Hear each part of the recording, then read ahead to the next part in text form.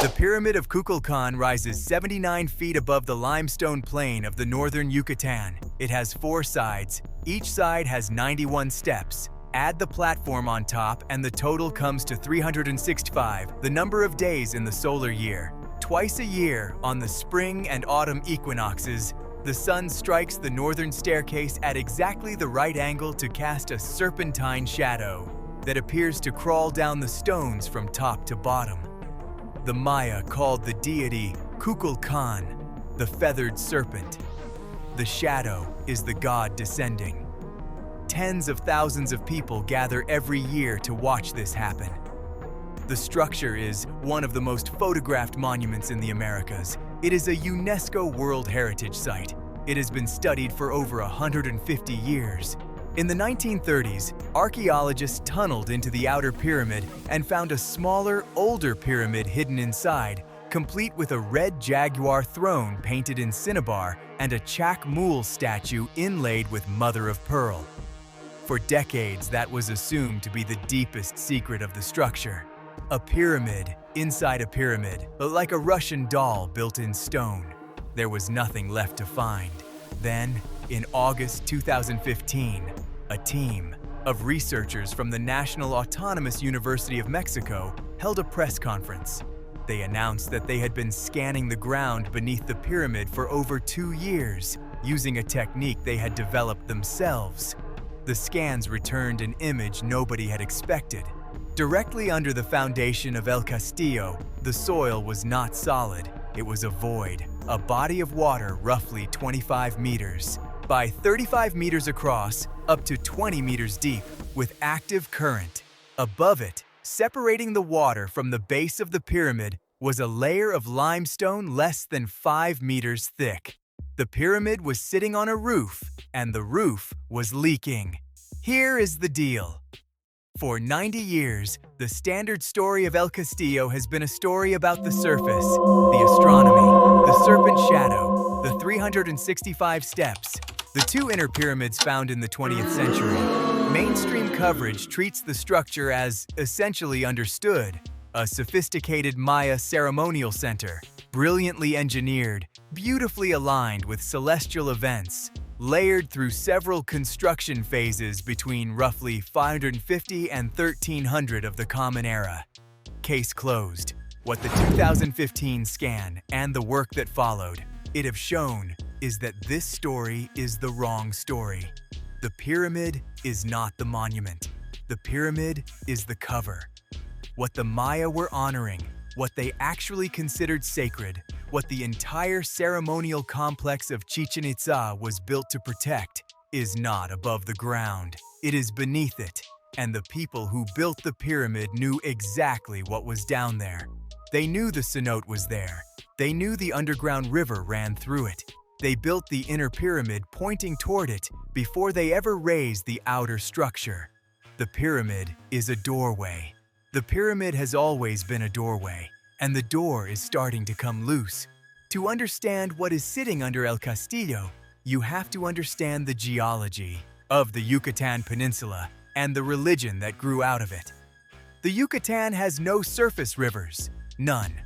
The peninsula is a single massive slab of porous limestone, and the rain that falls on it does not run off. It seeps down through the stone into a subterranean network of water-filled caves and channels that stretches across thousands of square miles. Where the limestone roof of one of these caves collapses, a sinkhole opens to the surface. Local Spanish speakers call these sinkholes cenotes. The Yucatec Maya called them zonot. For the Maya, cenotes were not just a water source. They were the only water source. No cenote, no village, no cenote, no city. The entire civilization of the northern Yucatan was built on a map of where the limestone happened to break open and expose the water below.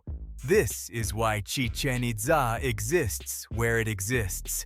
The city sits at a junction where 4 major cenotes pierce the surface within walking distance of each other.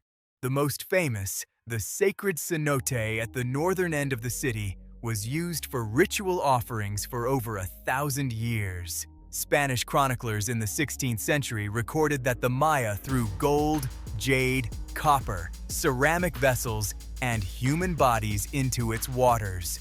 Modern dredging has confirmed it. The bones of hundreds of sacrificial victims have been recovered from the bottom. The reason was theological. To the Maya, the cosmos had three layers: the heavens above, the earthly plane in the middle, and below, Xibalba, the place of fright. Xibalba was not hell in the Christian sense. It was a vast spiritual realm, the home of the gods of death, disease, and rebirth, the source of life, and also the destination of the dead. Maintaining balance with Xibalba was not optional. If the Maya failed to feed it, the rain would stop. If they failed to honor it, the crops would fail. There were three known ways into Xibalba: through deep caves, through ritual combat in the ball court, and through cenotes. Cenotes were the most direct route. Cenotes were the doorway. The Maya built temples next to cenotes. They aligned cities according to the position of cenotes. They threw offerings into cenotes for centuries, and wherever a cenote was, particularly significant, particularly large, particularly active, they built a pyramid on top of it, or they built a pyramid pointing at it. For most of the modern era of archaeology at Chichen Itza, the underground was a black box, not because anyone was hiding it, because nobody had a way to see it. The Carnegie Institution began formal excavations at the site in 1924. The work continued through the 30s and 40s. Mexican government archaeologists from the Instituto Nacional de Antropología e Historia, INAH, took over in subsequent decades. Generations of researchers walked across El Castillo with surveying equipment, crawled through the inner tunnels found in 1931, dug at the surrounding plazas. They mapped the visible. They photographed the visible. They cataloged the visible. The underground was off limits, not by policy, but by physics. Traditional ground-penetrating radar can see a few meters into soft soil. Through 24 meters of solid stone pyramid, it sees nothing. Seismic surveys, the kind used to find oil deposits, require equipment too aggressive to deploy at a UNESCO World Heritage Site. Drilling was unthinkable. Climbing the structure was banned in 2006 after a tourist fell from the top stair, so even surface access was restricted. The pyramid was protected and unreadable at the same time. Meanwhile, the cenotes around the site were known. The sacred cenote was studied. The ex-Tolok cenote was mapped. Smaller water-filled caves were located by farmers and divers, but nobody had any way to know whether more cenotes existed under the structures themselves. The geology made the question reasonable. Karst landscapes are riddled with cavities. Most go undetected. The Yucatan in particular hides almost everything underground, so the assumption defaulted to the safest possibility. The pyramid was a pyramid. The ground beneath was ground. Two earlier pyramids inside the outer one, yes, but solid stone foundations under all of them. There was no reason to think otherwise, because there was no way to look. That changed when a team at UNAM started trying to look. The Geophysics Institute and the Faculty of Engineering at the National Autonomous University of Mexico had been working together since the early 2000s on a problem they called the imaging of archaeological subsoils without excavation. The standard tools did not work, so they built new ones. They modified the geometry of the electrode arrays. They adapted equations for current flow around irregular structures. They tested the method on a smaller pyramid called El Osario, where a known natural cavity beneath the stone gave them something to calibrate against. When the calibration worked, they took the equipment to El Castillo. The technique they used is called electrical resistivity tomography, ERT for short. The idea is straightforward. You inject a small electrical current into the ground through pairs of electrodes. You measure the voltage difference between other pairs of electrodes. The ratio tells you how easily the current flowed, which tells you the resistivity of whatever the current passed through. Different materials have different resistivity. Solid limestone resists current. Water conducts it. Cavities full of air read as extremely high resistance. Cavities full of water read as extremely low resistance.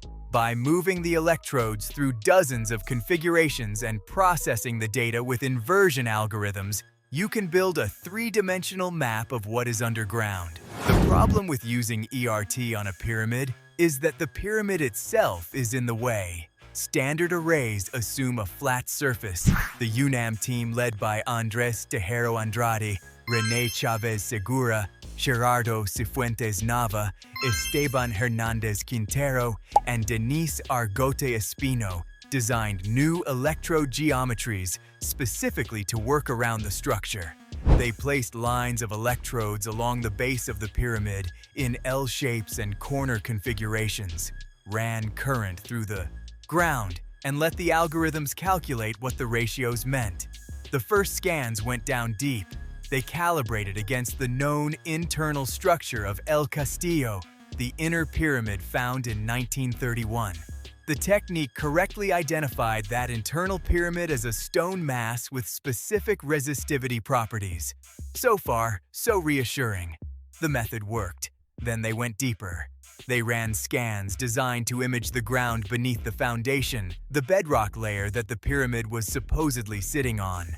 The result was on the cover of the news cycle in August 2015, because it was, by any normal expectation, impossible. The bedrock was not bedrock. There was a void, roughly 20 to 25 meters in the north-south direction, up to 35 meters in the east-west direction, and as much as 20 meters in vertical depth. The shape was irregular. The interior had low resistivity readings consistent with fresh water. There was even directional variation in the readings that suggested current. The water was moving, slowly, but moving, north to south, in line with the regional aquifer flow. Above the void, between the cenote roof and the pyramid, foundation was a layer of limestone roughly 4.9 meters thick, less than 5 meters. The Pyramid of Kukulkan, one of the most recognizable monuments on the planet, was sitting on a stone slab thinner than the height of a single basketball hoop, and beneath that slab was a body of moving water large enough to drop a small house into. The follow-up work was even stranger. In 2016, the same UNAM team published the results of additional scans of the pyramid's interior. Beneath the inner pyramid found in 1931, they identified a third structure, even older, smaller, only about 10 meters tall. Dated roughly to the period between 550 and 800 of the Common Era, the earliest pure Maya phase of Chichen Itza. And here was the line that mattered. The innermost pyramid was not centered under the outer two. It was offset specifically toward the corner where the cenote sat below. In other words, the very first builders of Kukulkan, the people who raised the original structure 4 to 5 centuries before the visible outer pyramid was completed, already knew the cenote was there. They built their first temple aligned to it. Each subsequent generation built outward, growing the pyramid larger, adding the layers that the 1930s and modern excavations revealed. They never moved the orientation. They never abandoned the underground anchor. The cenote was the reason the pyramid existed.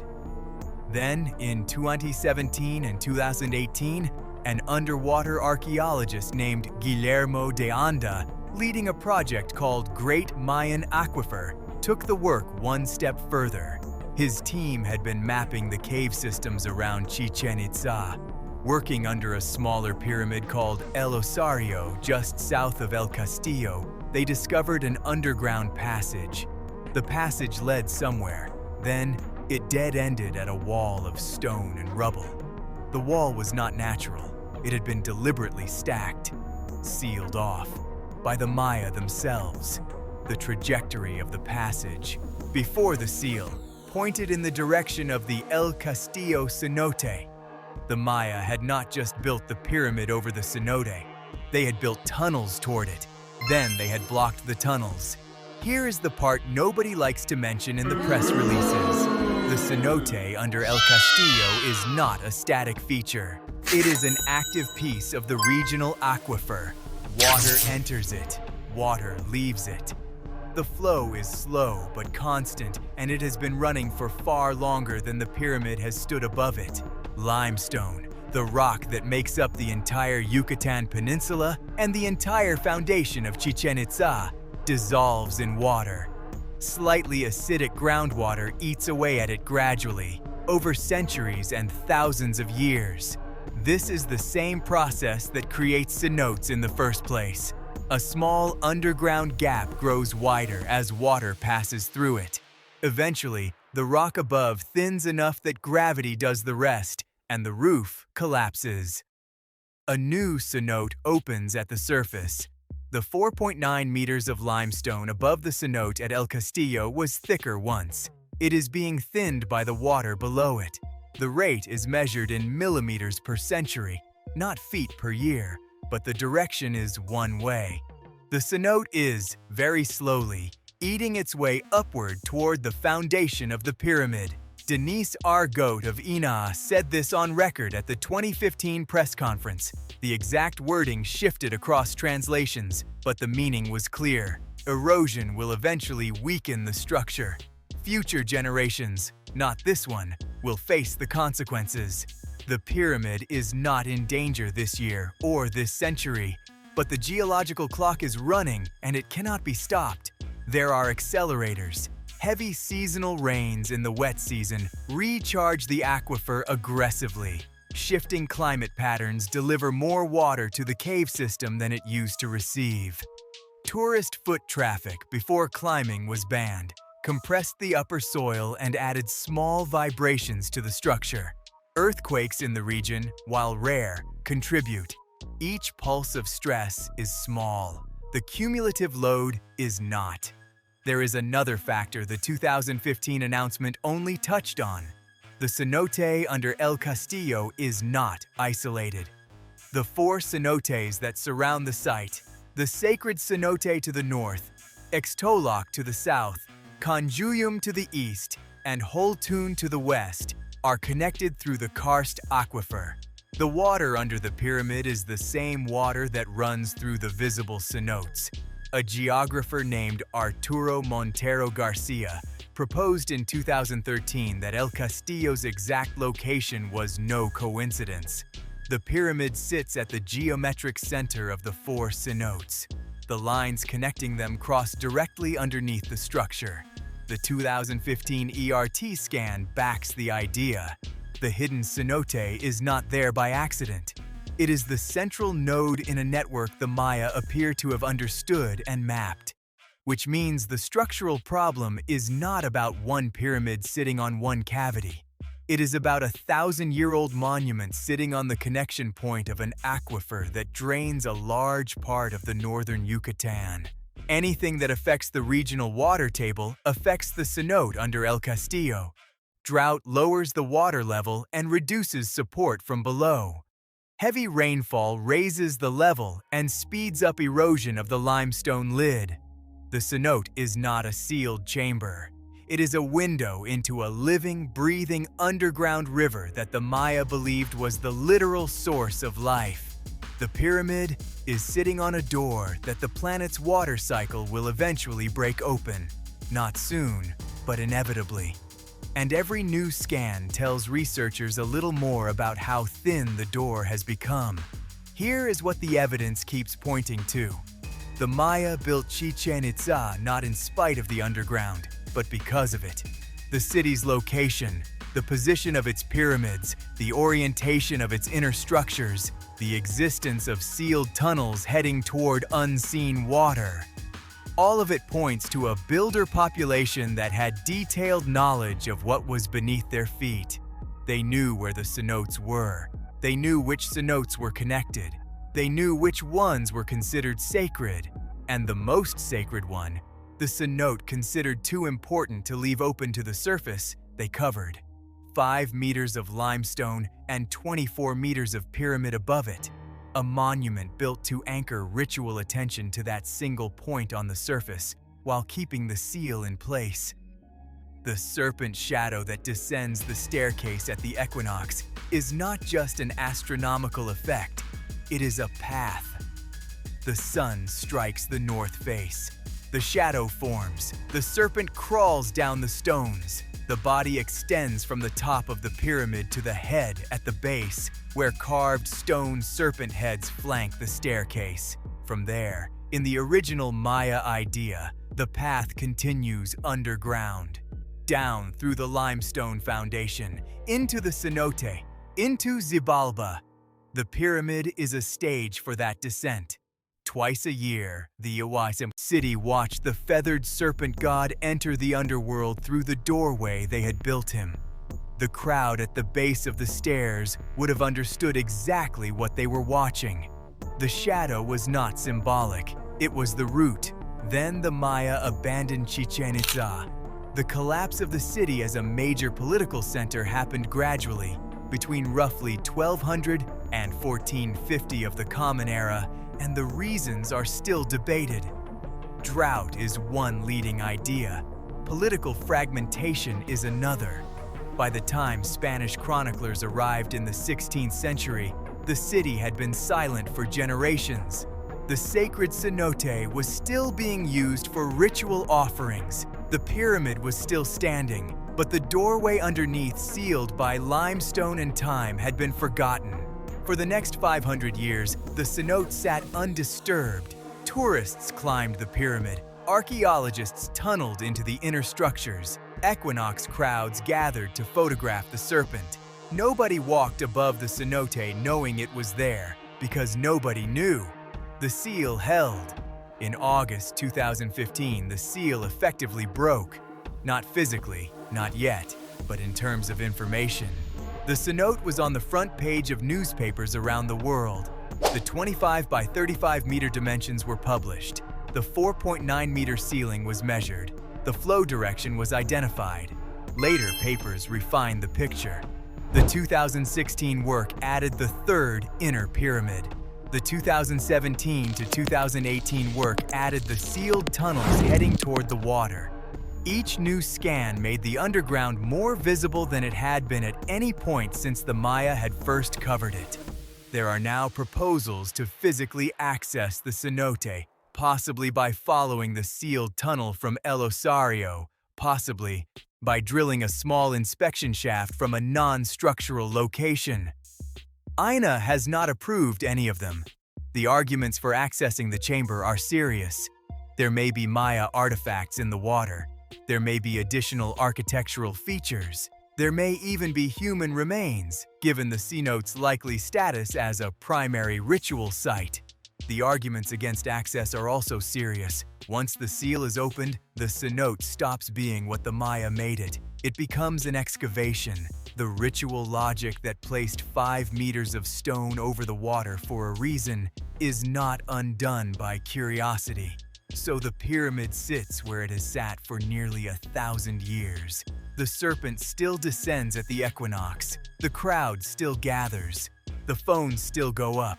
And below them all, beneath the polished stones, the tourists walk on. The cenote keeps moving, north to south, slowly, patiently, eating the limestone above it 1 millimeter at a time. The Maya built a door. They sealed it on purpose. They built a monument on top of it to honor what was behind it. Then they walked away. We have the technology now to see through the door. We do not yet have the wisdom to leave it closed. The cenote is still there. It is still flowing, and the lid is still getting thinner.